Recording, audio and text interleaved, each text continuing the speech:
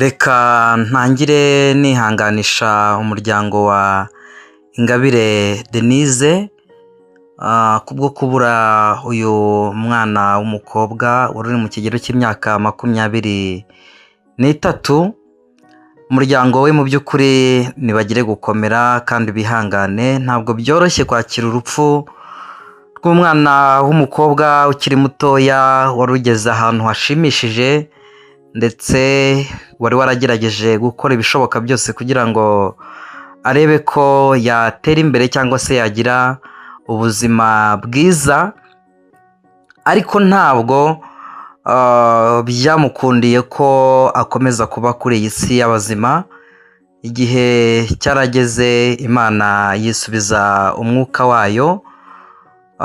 Mu by'ukuri rero umuryango we nta kindi twawubwira, nta kindi cyo gukora uretse kubabwira ngo Imana itanga ihumure ryose, ihumurize imitima yabo, ibahe kwihangana ndetse no gukomera.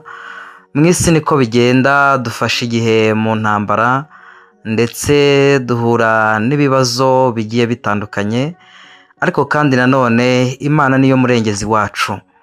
Ntabwo kwakira urupfu ari ikintu kiba cyoroshye, urupfu ni ikintu gikomeye cyane, noneho ku mwana nk'uyu wari ukiri mutoya, kumva urupfu yapfuyemo mu by'ukuri ni urupfu rubabaje ndetse rwatunguranye cyane. Gusa yarabanje ararwara, ariko nyine nta muntu bitababaje wari umuzi uyu mukobwa witwa Ingabire Diane. Urupfu rwe rwababaje abantu benshi cyane, haba abo babanaga, abo bakoranaga, cyane ko yakoraga ibintu bijyanye no guhostinga mu mahoteli hirya no hino, gushimisha abakiriya, bakira mu buryo bugiye butandukanye, cyane cyane nyine birumvikana nk'umuntu wakoraga ibintu bijyanye no guhostinga, murabizi mu mahoteli hirya no hino, mu tubari tugiye dukomeye, usanga nyine harimo abantu bakora akazi nk'ako ngako ko guhostinga, kandi nyine bakanabahemba neza. Rero kimwe cyo nuko yari umukobwa mu by'ukuri wari waragerageje kwiteza imbere kugira ngo arebe ko ejo he hazaba heza, ubuzima bukagenda neza. Ariko burya dupfa nyine turimo dushakisha. Hari abantu benshi cyane tuzi bagiye bapfa, ariko bagapfa bari baragerageje gukora ibishoboka byose ngo bubake ubuzima kugira ngo ejo habo hazabe ari heza. Ariko urupfu nyine ni ikintu umuntu atamenyera, ni ikintu umuntu atajya inama nacyo. Urupfu ntabwo waruganiriza ngo urubwire ngo buretse uzantware ubutaha. Iyo rwaje Imana ikabyemera, uko byagenda kose ruragutwara. Rero nta kindi cyo kuvuga uretse kuvuga ngo Imana imwakire, imuhe iruhuko ridashira. Uyu mukobwa rero ubusanzwe nk'uko izina rye ribivuga, birumvikana ko ari umunyarwanda, Ingabire Denise. Uyu mukobwa yagiye gukora akazi nk'uko nari mbigarutseho ko guhostinga hariya mu gihugu cya Kenya, ndetse yewe aza no kugirirwa umugisha, bigenda neza, agenda abona amafaranga. Ariko yaje guhura n'ikibazo gikomeye cy'uburwayi.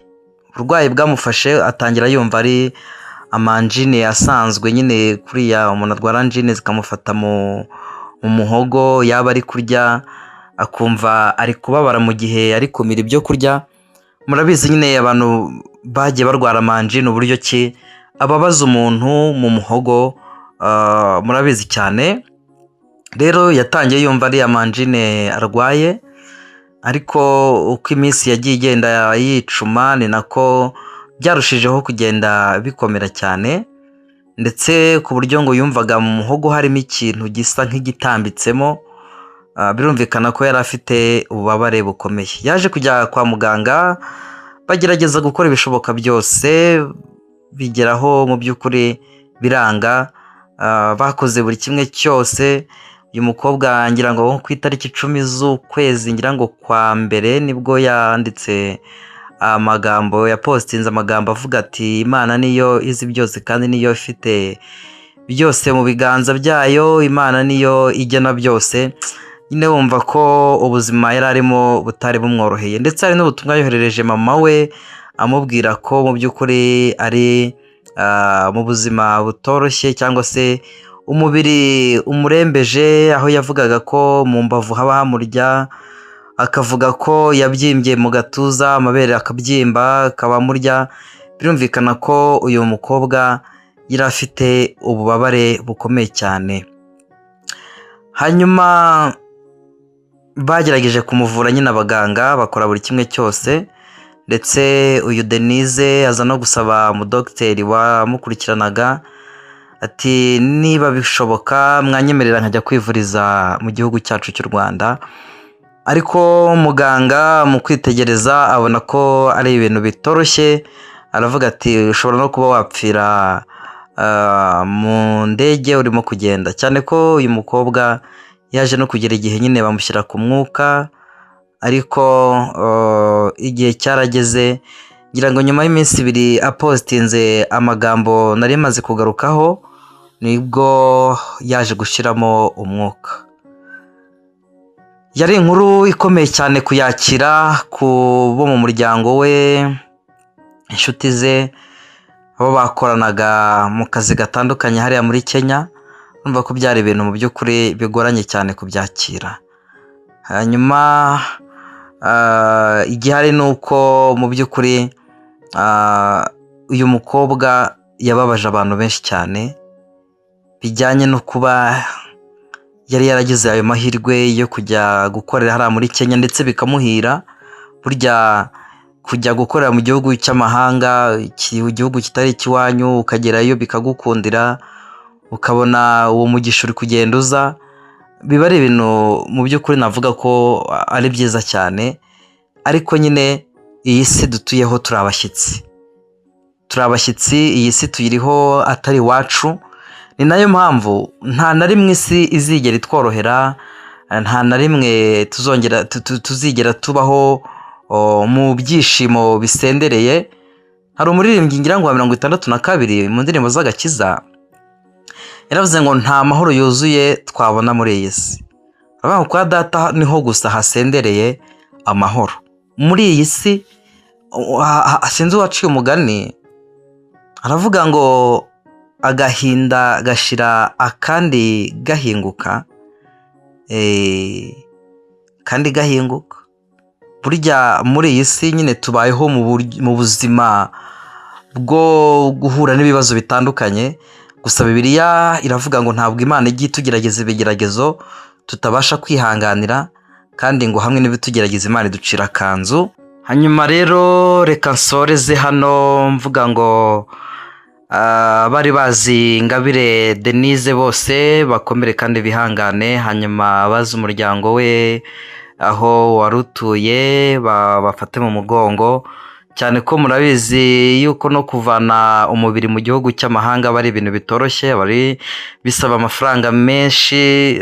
Ubwo rero mu by'ukuri ababishoboye cyangwa se abazi aho uyu muryango utuye babagezeho bakabafata mu mugongo byaba ari byiza kurushaho. Ariko kandi nanone hari abantu badukurikirana bazi uyu muryango, muduhaye na nimero zabo tukazishyiraho hano kuri iki kiganiro, ku buryo wakenera kubatera inkunga, wakenera kubafasha kugira ngo mu by'ukuri babashe guherekeza umwana wabo neza, byaba ari byiza kandi byaba ari umugisha. Reka mbashimire cyane, tuvuge ngo Imana ibagirire neza. Kandi wowe udukurikiranye utarakora subscribe uyikore, kugira ngo inkuru zacu n'ibiganiro bijye bibasha kukugereraho igihe nta kibazo n'iki na kimwe. Mwari kumwe na Dani, ndabakunda cyane, duhurire mu nkuru zacu ziri imbere.